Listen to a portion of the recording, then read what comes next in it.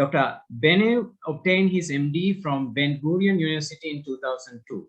Since 2003, he served as military physician in the Israeli Defense Forces and engaged in multiple challenging assignments.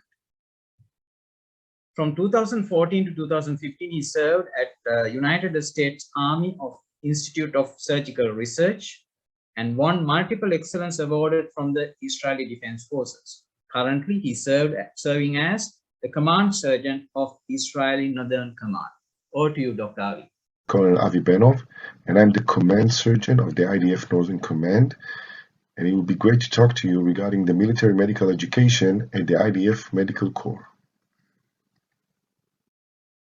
Let me start by saying a few words about the Israeli Defense Force. Israeli Defense Force is a national defense force with no long-distance deployments worldwide, only defending Israel within our borders, but also have a home front as a second front within Israel borders against our enemies. The IDF has a compulsory service, meaning at the age of 18, everybody needs to get drafted, male and females, unless they prefer to go to university first and then come back to do their mandatory service, as like all physicians within the IDF. We have a majority of our conflicts are within urban engagements, although we do have, we had in the past years also non-urban engagement within open fields using heavy artillery and tanks, and we always maintain a balance between ongoing security missions, low intensity conflict that are always around us, and high intensity conflicts as wars and campaigns going inside Israel. I will continue with saying a few words regarding the IDF Medical Corps. The IDF Medical Corps has two main branches. One of them is medicine and the other one is combat medicine. Medicine in charge of all personnel health of IDF personnel, and combat medicine regarding treatment of casualties in the battlefield and saving lives. So the Surgeon General is equal to the Minister of Health within Israel, meaning that he has comprehensive responsibility and he is able to make decisions, unorthodox decisions within Israel, as to embed new technologies in the IDF that are not cleared in Israel. The same as we did with FDP and whole blood that were not orthodox in Israel a few years ago, and he decided that research is good enough for the IDF to embed these new technologies in the IDF and treat casualties as we understand that it will benefit our casualties. We have advanced life support at the point of injury. The average time within the IDF to have a physician or a paramedic right next to the casualties is between 5 to 7 minutes. I will explain in a few minutes how we're actually built in the battlefield, and you will understand how we get to the casualty so fast. We have short evacuation distances. The distance between the two far parts of Israel is less than 500 kilometers, meaning that usually it will take us less than an hour to put the casualty within a civilian trauma center, level 3 trauma center, to take care of the casualties. And we use these civilian centers not only to treat our casualties, but also to train and to learn. And we teach all our physicians within those civilian centers. So what is our need? What is our mission? Our mission is the same as Ernest Shackleton wrote more than 100 years ago on an ad in order to recruit men to go on a mission in the South Pole. Small wages, bitter cold, long months of complete darkness, constant danger, safe return doubtful, honor and recognition in case of success. This is basically the work of the military physician. This is what we're facing, and we need to understand that nobody will do it if we're not going to do it. And this remarkable research from Brian Eastridge more than a decade ago basically is the essence of the military physician work in the battlefield. This research, remarkable research again, gives you data regarding the US casualties in the battlefield of Iraq and Afghanistan. As you can see in this paper, more than 4,500 casualties died in the battlefields over there, but almost 75% of them died before reaching hospitals, meaning if you have money to put on medicine, you should put it before the casualty reaches the hospital because there you can save most lives. Once they reach the hospital, same within civilian lives, the majority of them will survive. And when you dig deeper within these 4,000 casualties, you understand that 25% of them are potentially survivable. This number always needs to echo within the heads of the military physician. 1 out of 4 casualties is potentially salvageable, the one that we lose in the battlefield. And we always need to think, how can we make this number smaller and smaller and smaller, and at the end reach and eliminate preventable death at the battlefield.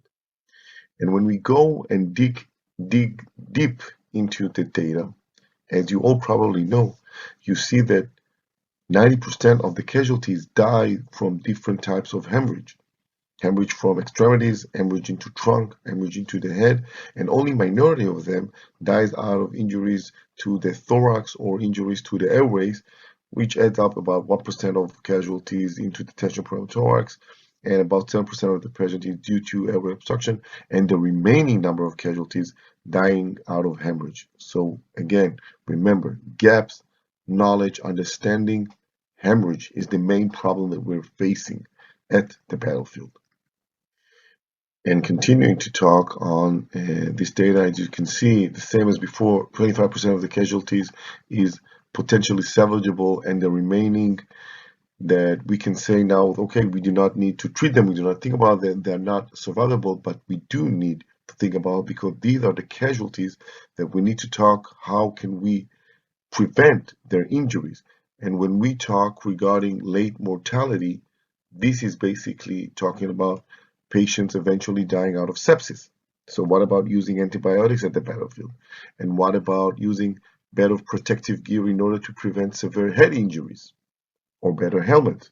And what about gear to protect thorax? So again, data is the basic step of understanding in order to treat casualties better at the battlefield. But we do see that although the US has more and more casualties within the battlefield, you see that the injury severity score is going up, but the case fatality rate is going down, meaning when you learn and when you adapt, you can get better.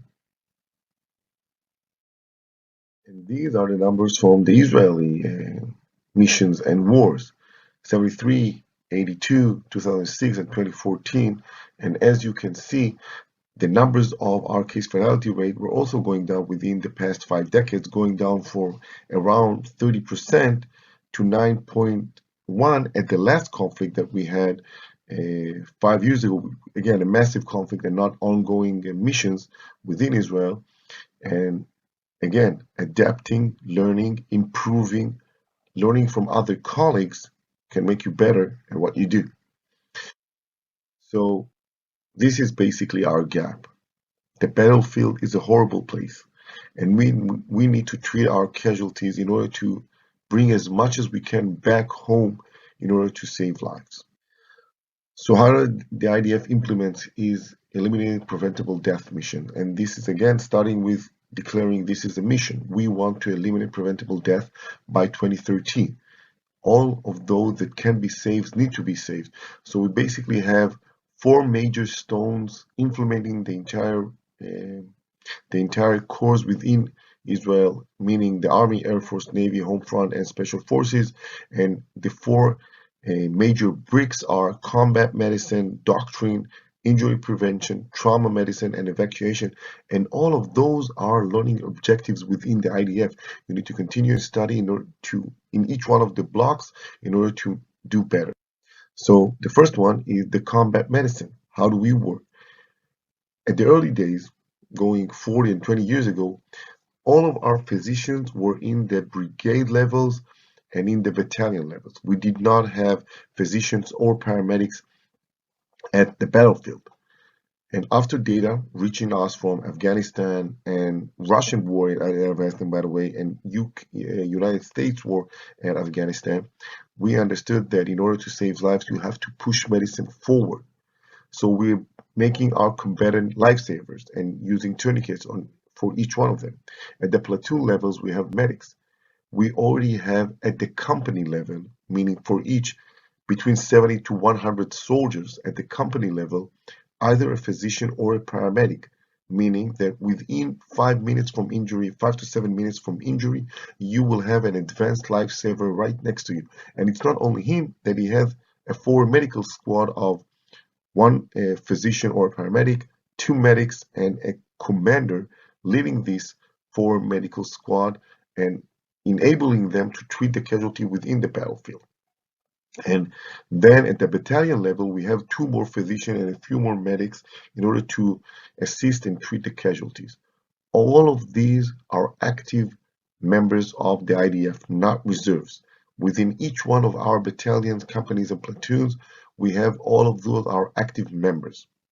At the brigade level, besides all the people that I've mentioned, we also have a forward surgical company capable of treating 4 ICU casualties and do an operation at one moment.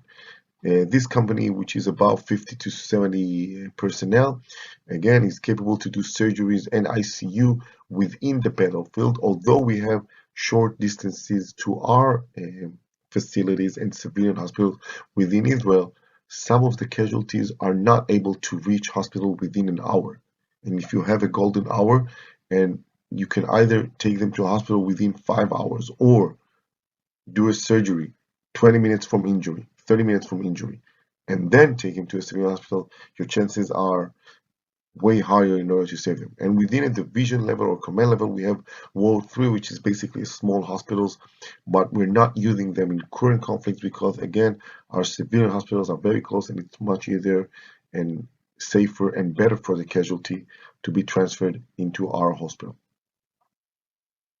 Moving forward, most of militaries worldwide teach medics, paramedics, and physicians three different doctrines: PHTLS, ATLS, different kind of doctrines.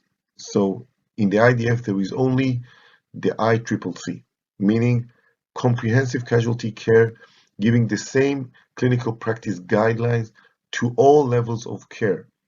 This excluding the forward surgical team within the company's level, within the brigade levels, being able to perform surgeries and again have different clinical practice guidelines for performing surgeries. But medics, paramedics, and physicians, all of them have only one trauma system to understand and not three different methods that are not connected to one another. And then what? What do we do next? What are the gaps? So moving forward, in order to save life or hemorrhagic casualty life at the battlefield, at the past we had TXA in order to save lives approved at 86, and only at 2010 by the Crash 2 trials already to be considered at for trauma patient at the battlefield, and at 2011 at the Matter trial being able to use it for all casualties. At the present, we have FDP as the resuscitation fluid. But this is the present. Think about it. This is a BMJ from during the Second World War and the use of freeze-dried plasma for transfusion.